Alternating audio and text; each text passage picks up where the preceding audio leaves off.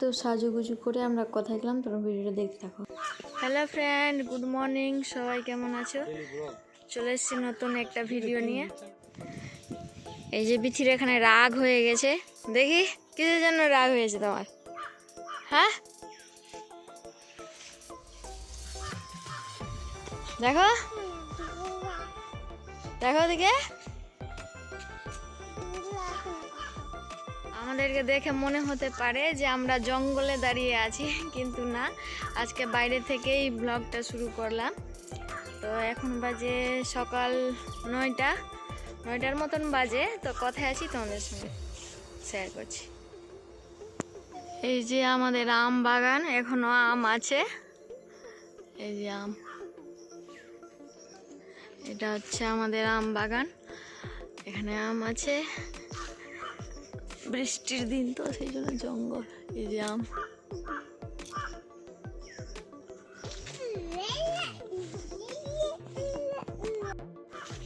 এই যে এদিকে বেশি আম আছে, এখানে বিথি। আর তার পাশেই এই যে নদী, আমাদের মহানন্দা নদী। এই যে নদীর জল অনেকটা বেড়ে গিয়েছিল, আবার কমে গেছে। এই যে নদী, এটা রাস্তা নদী নামার। এই যে আমাদের আম বাগান, এই যে ও দাঁড়িয়ে আছে, এই যে আমার স্কুটি। এদিকে শুধু আম বাগান আর আম বাগান।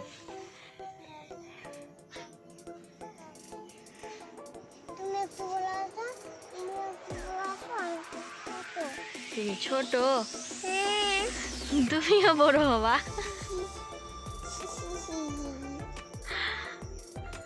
স্নান করবা নদীতে? তুমি তো রেডি সব সময়।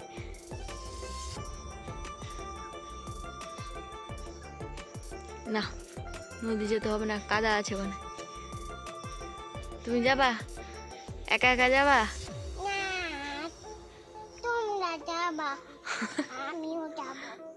ঠিক আছে, তুমি কেকটা খাও। আমি একটু পুরো খাবো না, নদীতে খাবো আমি।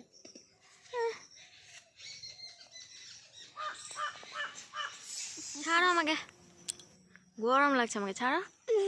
রৌদ্র হয়ে গেল আবার।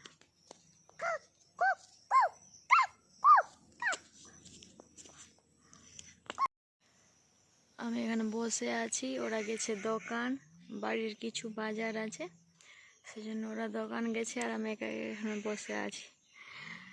এই আম বাগানের মধ্যে বসে আছি। তো বাগান থেকেই এসে আমরা বেরিয়ে পড়েছি। এই যে দুই ধারে মাঠ, আর মাঝখান দিয়ে খুব সুন্দর একটা রাস্তা চলে গেছে। এই রাস্তা দিয়েই আমরা বেশিরভাগ বাবার বাড়ি যাওয়া আসা করি, কারণ অনেক ফাঁকা থাকে, গ্রাম নেই এই রাস্তার মাঝখানে। তো অনেক রৌদ্রও পড়েছিল, অনেক রৌদ্র। তো আমরা হঠাৎ বেরিয়ে গেলাম, কারণ বারবার ফোন আসছিল যে চলে আয় চলে আয়। তো এই যে দেখো আমরা পৌঁছে গেছি। এই যে বোন, ও চলে এসছে। তো আমাদের আসার কথা ছিল বিকালে, তো আমরা সকালেই চলে আসলাম। তো আজকেই আছে বিয়ে বাবার বাড়ির পাশে, আমাদের দিদির ছেলের বিয়ে। হ্যাঁ, আমাদের দিদির ছেলে। তারপরে এখানে আমি সাজতে বসেছিলাম, এই যে নেল পলিশ করে নিচ্ছি। তো সময় হয়ে ওঠে না আর কি।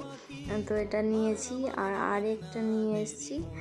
তো এটা হচ্ছে ব্ল্যাক কালার, ওটা বাচ্চাদের জন্য। তো আমি পিঙ্ক কালারটা, মানে চেরি কালারটা লাগিয়ে নিয়েছি। আর এখানে বসে কী বলছিলাম আমি ভুলে গেছি।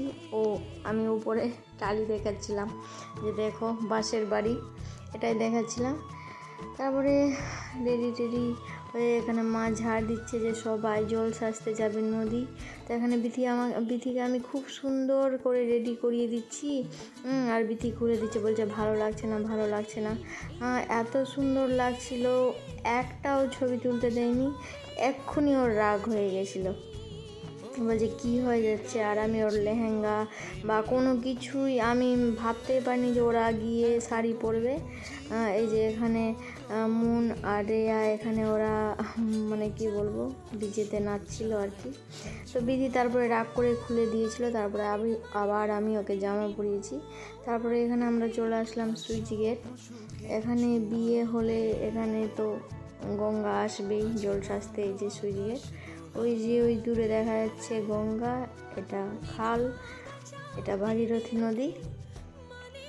তারপরে আস্তে আস্তে বিধি ঘুমিয়ে গেছিল, মার কাছে ছিল এই যে বর মশাই, বরের দিদাগুলো, আমরা তো মাসি হলাম কি বলবো, হাসি পাচ্ছে। তো অনেক বড় হয়ে গেছি আমরা আর কি, এটাই। তারপর ওরা সবাই নিচে চলে গেছে মন্দিরে, এখানে আমি মা বসেছিলাম। তারপরে বাবা আসলো, তারপরে বাবা নিয়ে গেল। তো এখানে বোন, তারপরে বোনের হাজব্যান্ড, সবাই আমরা দাঁড়িয়ে আছি। আর ওই যে ওদের ছবি টবি তুলে দিয়ে তারপরে আমরা এখানে অনেক অনেক এনজয় করছিলাম। মানে কী করবো, আমরা তো কোনো কিছু করতে পারবো না যেহেতু মা মাসি, সেই জন্য আমরা ডান্স করছিলাম। এখানে সবাই খুব এনজয় করছিল। আর এখানে আসলে না, মানে এই যে এটা হচ্ছে দিদি, জেঠুর মেয়ে, আমার থেকে বড় ও, তারপর আমি, তারপরে বোন, মাঝখানে দুটো দাদাও আছে। তো এই যে মা পাগলি কালী মন্দির। আর এখানে মানে একটা বিয়ে তো থাকেই না, বিয়ের ডেট যদি থাকে তো এখানে অনেক ভিড় হয়, অনেক ভিড়। তো দুটো বিয়ে চলে এসেছিলো, তারপর অনেক গরম, যেহেতু বিধিকে নিয়ে চলে গেছে বাবা, আমি, মা, বোন, তারপরে বোনের হাজব্যান্ড, সবাই আমরা এখন এনজয় করছিলাম। তারপরে বাড়ি চলে আসলাম। আর হচ্ছে কি, বিয়ের দিনটা একাদশীর দিন পড়েছিল। তো অতটাও মানে শরীরে এনার্জি পাচ্ছিলাম না। এখানে বলছিলাম যে আমার জিনিসগুলো আমাকে খুলে খুলে দিচ্ছিল। ব্লাউজটা দেখো কি না ঢিল হয়েছে, ওটা আমার কি ওর হয়। তারপরে সব খুলে রেখে দিল, কিছু ভিডিও বানালো। তো এখানে বাবা, হ্যাঁ, চীনা বাদাম খাচ্ছিল বাবা, দোকান থেকে নিয়ে এসেছিলাম একাদশীর জন্য। তো আমরা খাচ্ছিলাম, তো বাবা বলছিল এই যে মা খাচ্ছে। তো আমরা শুধু সিঁদুরটাই পরিয়েছি এটাই। তারপরে একাদশী যারা করো তো জানোই যে কিছু দিতে হয় না মুখে, ক্রিমও দিই না আমরা, এরকম অবস্থা। তো আমি ঘুমিয়ে ঘুমিয়ে খাচ্ছি, আমাকে আর ভালো লাগছিল না। তারপরে আবার দৌড়ে দৌড়ে যাচ্ছি আমরা বিয়ে দেখতে, বিয়ে কখন বেরোবে, যে বিয়ের গাড়ি এখানে সাজানো চলছিল। আর আমি আর বোন বারবার আসছি, ও খাবে না যেহেতু বৃহস্পতিবারে বিয়ে ছিল, সেই জন্য আমরা কেউই ভোজ খাবো না, মানে ভোজ না, আজকে তো না, কালকে বউ ভাত। তো এই যে এখানে পিচুস আর বিউটি লেখা আছে, ওদের বিয়ে, সেই জন্য এখানে মা বসে বরকে সব, মানে ওরা দিদা হলো তো সেই জন্য ওরা সাজাচ্ছিল। তারপরে এখানে চলে এসছে দাদা। তারপরে আমরা বারবার আসছিলাম, বাড়ি যাচ্ছি আর বারবার আসছি, আমরা যেহেতু কিছুই খাওয়া দাওয়া করতাম না বিয়ে বাড়িতে। তারপরে এখানে মানে বরের দিদি, দিদি হবে না, সবটাই বোন, ওর বরটাই বড়। তারপর দাদা বললাম রেডি হয়ে আয়, তো তাড়াতাড়ি করে রেডি হয়ে এসছে, ও যেহেতু যাবে বরের সঙ্গে, ওদের কিছু বাজার আছে, তো ওটা দিদিকেও দেখাচ্ছে, বলছে আমাকেও নিচ্ছিস তোরা।